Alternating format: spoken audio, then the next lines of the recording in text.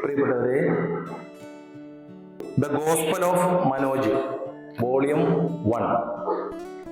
ഈ പുസ്തകം എഴുതിയിരിക്കുന്നത് എൻ്റെ ആത്മസുഹൃത്ത് ഡോക്ടർ മനോജ് കേജിയാണ്. ഈ പുസ്തകത്തിൻ്റെ ശരിക്കുള്ള പേര് സത്യദൈവ പുസ്തകം എന്നാണ്. ഇതിൻ്റെ കവർ പേജിൽ ഇരിക്കുന്ന ആള്, ആ ഫോട്ടോ ഡോക്ടർ മനോജ് കേജിയുടേതാണ്.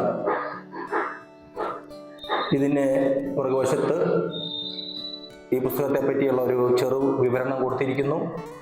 ഈ പുസ്തകം 159 പേജുകളിൽ 8 അധ്യായത്തിൽ ഒതുങ്ങുന്ന വളരെ മനോഹരമായ ദൈവശാസ്ത്രപരമായ യൂണിക്കായിട്ട് എഴുതപ്പെട്ടിട്ടുള്ള ഒരു പുസ്തകമാണ്.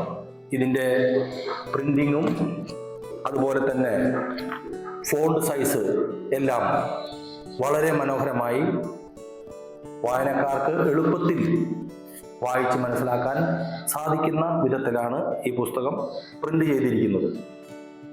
ഇത് 1-2 ദിവസത്തിൻ്റെ ഉള്ളിൽ ഞാൻ വായിച്ച് തീർത്ത പുസ്തകമാണ്. ഈ പുസ്തകത്തിൻ്റെ റിവ്യൂ പറയുന്നതിന് മുമ്പായി 2 വാക്ക് എൻ്റെ സുഹൃത്തിനെ പറ്റി പറയാം. ഡോക്ടർ മനോജ് കേജി, അദ്ദേഹം ദൈവശാസ്ത്രത്തിൽ ഉപരിപഠനവും ഡോക്ടറേറ്റും ഉള്ള ആളാണ്.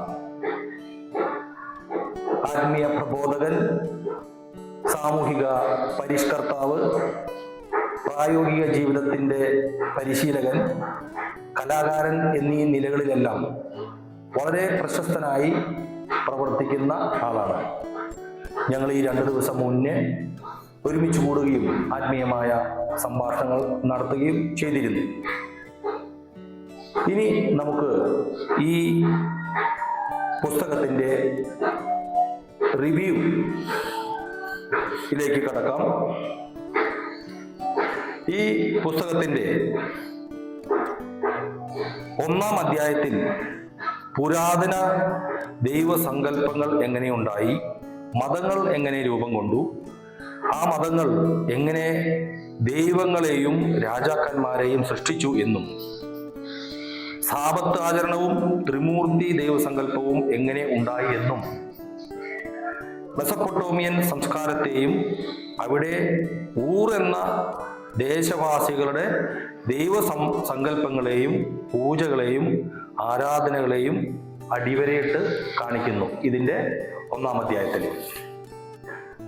ഇതിൻ്റെ 2-ാം അധ്യായത്തിലേക്ക് നമ്മൾ കടക്കുമ്പോൾ അധ്യായം ആരംഭിക്കുന്നത് മോശ എഴുതിയ ഇതിഹാസ കഥ എന്ന ഹെഡിങ്ങോടുകൂടിയാണ്.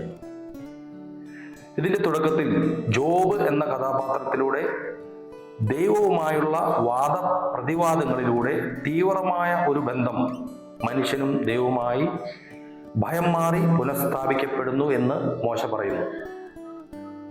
പിന്നീട് നോഹയിലൂടെയും അബ്രഹാമിലൂടെയും നീളുന്ന മോശയുടെ മനോഹരമായ കഥ അബ്രഹാത്തിൻ്റെ വംശപരമ്പരയിൽ ഇസഹാക്കിൻ്റെ മകനായ യാക്കോബിന് ജനിക്കുന്ന 12 ആൺമക്കളും അവരിൽ നിന്നും ഉണ്ടാകുന്ന 12 ഇസ്രായേൽ ഗോത്രങ്ങളും ആ ഗോത്രങ്ങളെ പറ്റിയുള്ള മോശയുടെ കഥ പറഞ്ഞ് ഈ അധ്യായം അവസാനിക്കുന്നു.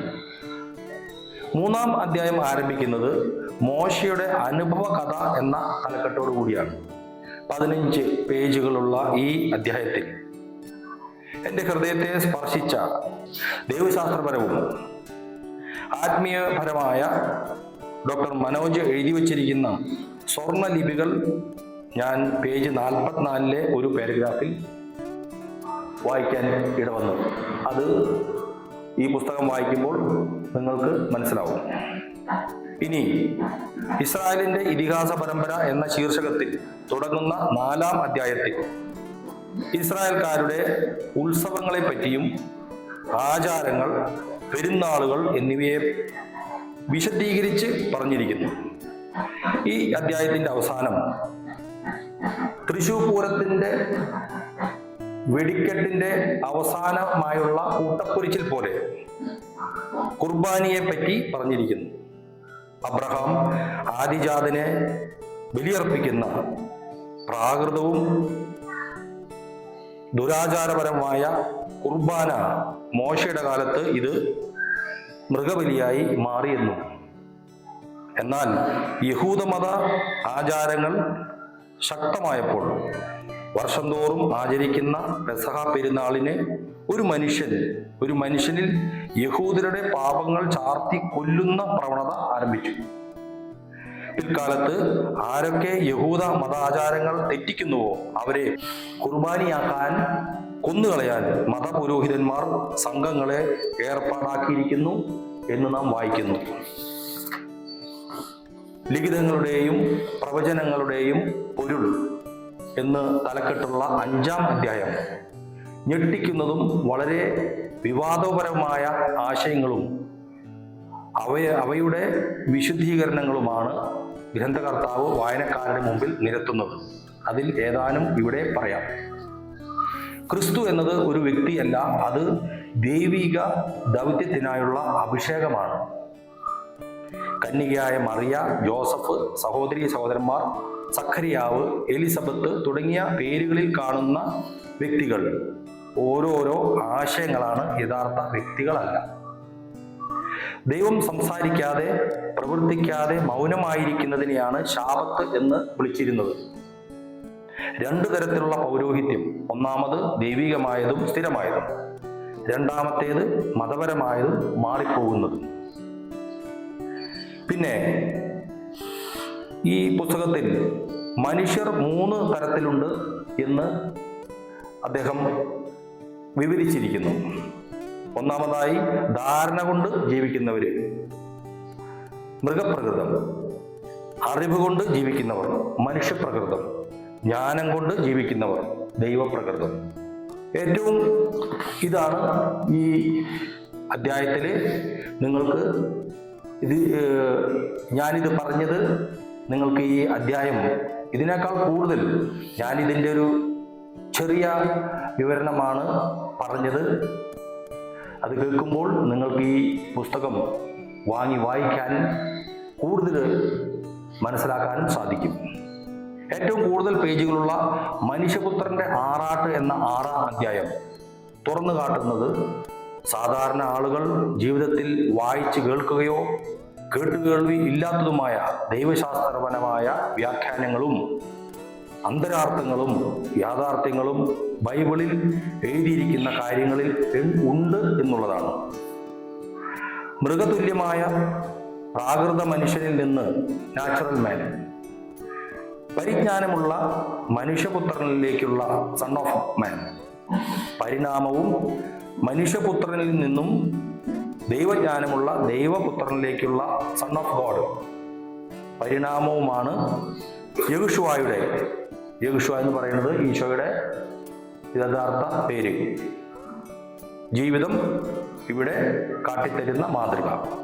മതം പറയുന്ന എല്ലാ ആചാര അനുഷ്ഠാനങ്ങളെയും ചോദ്യം ചെയ്യുക മാത്രമല്ല, മതത്തിന്റെ പേരിൽ അവർ നടത്തിക്കൊണ്ടിരിക്കുന്ന എല്ലാ കച്ചവടങ്ങളെയും അധികാരത്തോടെ നിർമാർജനം ചെയ്തു. ആര്? യഹോശുവ.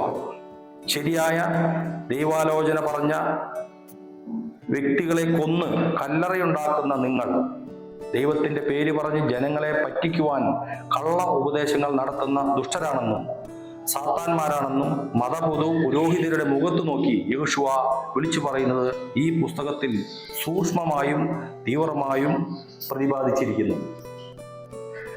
വെള്ളത്താലുള്ള സ്നാനം മനുഷ്യനാൽ സ്ഥാപിക്കപ്പെട്ട ലോകനീതിയാണെന്നും ദൈവനീതി പരിശുദ്ധാത്മാവിനാൽ ഉള്ള സ്നാനം ആണെന്നും പഠിപ്പിച്ച യഹോശുവയുടെ നിയമാവലികളെ കാറ്റിൽ പറത്തി ഈശോയുടെ സ്വർഗാരോഹണത്തിന് ശേഷം അതേ മാനുഷിക സമ്പ്രദായത്തെ എന്ന് പറഞ്ഞാൽ വെള്ളം കൊണ്ടുള്ള സ്നാനത്തെ ദൈവരാജ്യത്തിൽ വീണ്ടും കൊണ്ടുവന്നിരിക്കുന്നു.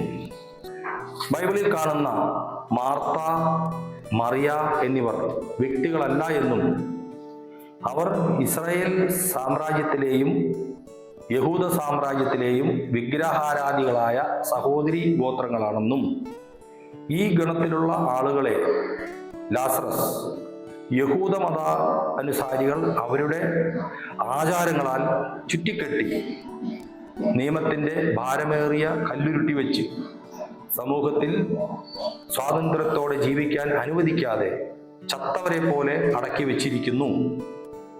നിയമത്തിന്റെ ഭാരവും ആചാരാനുഷ്ഠാനങ്ങളുടെ വീർപ്പുമുട്ടലും മാറ്റി ജീവിതത്തിന്റെ സ്വാതന്ത്ര്യത്തിലേക്ക് അവരെ നയിച്ചതാണ് ലാസറിന്റെ ഉയർപ്പ് എന്നുമുള്ള യാഥാർത്ഥ്യം ഇന്നിന്റെ മതാചാരങ്ങളുടെയും ദുരാചാരങ്ങളുടെയും തലക്കിട്ടുള്ള യാഥാർത്ഥ്യമെന്ന കൂടം കൊണ്ടുള്ള അടിയാണെന്ന് എനിക്ക് ഇത് വായിച്ചപ്പോൾ തോന്നിപ്പോയി.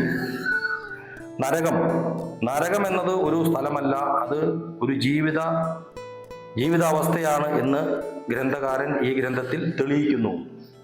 അതോടൊപ്പം തന്നെ സ്വർഗം എന്നത് യഥാർത്ഥത്തിൽ എന്താണെന്ന് വിവരിക്കാൻ അദ്ദേഹം ഇവിടെ വിട്ടുപോയതാണോ എന്ന് എന്നെ ആശ്ചര്യപ്പെടുത്തുന്നു.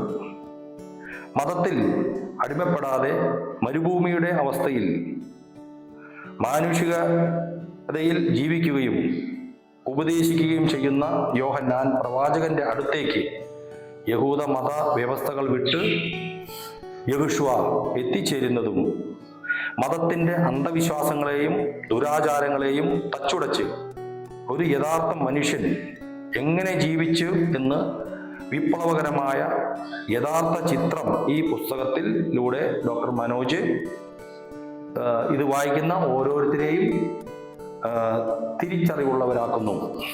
ദൈവപുത്രന്റെ ആറാട്ട് എന്ന 7-ാം അധ്യായം 15 പേജോളം വരുന്ന ഈ അധ്യായത്തിൽ എന്നെ ഏറ്റവും അധികം സ്പർശിച്ച സത്യത്തിന്റെ മുഖമുള്ള യഹോശുവയുടെ ദൗത്യ നിർവഹണം എന്ന സബ് ഹെഡിങ്ങിൽ വരുന്ന ഒരു പാരഗ്രാഫുണ്ട്. അത് നിങ്ങളെ ഈ അധ്യായവും പുസ്തകവും മുഴുവൻ വായിക്കാൻ പ്രേരിപ്പിക്കും. അതിന്റെ പേജ് ഞാൻ പറയാം, 143 വായിക്കുക. പരിവർത്തനത്തിന്റെ എഴുതാപ്പുറങ്ങൾ എന്ന തലക്കെട്ടോടുകൂടി ആരംഭിക്കുന്ന 8-ാം അധ്യായത്തോടെ ഈ പുസ്തകത്തിന്റെ 1-ാം ഭാഗം അവസാനിക്കുന്നു. ഉയർപ്പിന് ശേഷം യഹോശുവയുടെ ശിഷ്യന്മാരുടെ മേൽ ഊതി അവരോട് പരിശുദ്ധാത്മാവിനെ സ്വീകരിക്കുക എന്ന് പറഞ്ഞെന്നും പൗലോസ് ചിലരുടെ മേൽ കൈവച്ചപ്പോൾ അവർ പരിശുദ്ധാത്മാവ് നിറഞ്ഞവരായി തീർന്നു. പരിശുദ്ധാത്മാവിലൂടെ ജീവിക്കുന്ന ഒരു വ്യക്തിക്ക് മാത്രമേ പരിശുദ്ധാത്മാവിനെ മറ്റൊരാൾക്ക് പരിചയപ്പെടുത്താനും പകർന്നു നൽകാനും കഴിയുകയുള്ളൂ എന്നും ഈ പുസ്തകം പറയുന്നു. സകലരും ദൈവത്തിന്റെ മക്കളാണെന്നും അതുകൊണ്ടാണ് യഹോശുവ ദൈവത്തെ പിതാവേ എന്ന് വിളിക്കാൻ പ്രബോധിപ്പിച്ചത് എന്നും രചയിതാവ് വിവരിക്കുന്നു. ഇവിടെ ഞാൻ മനുഷ്യപ്രകൃതിയിലായിരിക്കുകയും ദൈവപ്രകൃതിയിലേക്ക് വളരുകയും ചെയ്യുന്ന അവസ്ഥയിലായിരിക്കുന്നത് കൊണ്ട് ഒരു ചോദ്യം എൻ്റെ മനസ്സിൽ ഉയരുന്നു. മക്കൾ ജനിക്കുന്നത് പിതാവും മാതാവും ഒന്നു ചേരുമ്പോഴാണ്. അങ്ങനെ വരുമ്പോൾ ദൈവമക്കളാകുന്ന സകലരും ദൈവത്തെ പിതാവേ എന്ന് വിളിക്കുന്നത് എങ്ങനെയാണ്? മാതാവ് എവിടെ പോയി? ദൈവത്തിൽ മാതാവും പിതാവും ഇല്ലേ? ദൈവത്തിൽ സ്ത്രൈണതയും പുരുഷത്വവും ഇല്ലേ? മനുഷ്യനിലും മൃഗങ്ങളിലും പക്ഷികളിലും ആണും പെണ്ണും ഉണ്ടല്ലോ. ദൈവത്തിൽ പിതാവും മാതാവും ഇല്ലെങ്കിൽ പിന്നെ എങ്ങനെയാണ് മക്കൾ ആണും പെണ്ണും ആയി പിറവി കൊള്ളുന്നത്? ഈ ചോദ്യങ്ങൾക്ക് അടുത്ത ലക്കത്തിൽ ഉത്തരം പ്രതീക്ഷിക്കുന്നു. വീണ്ടും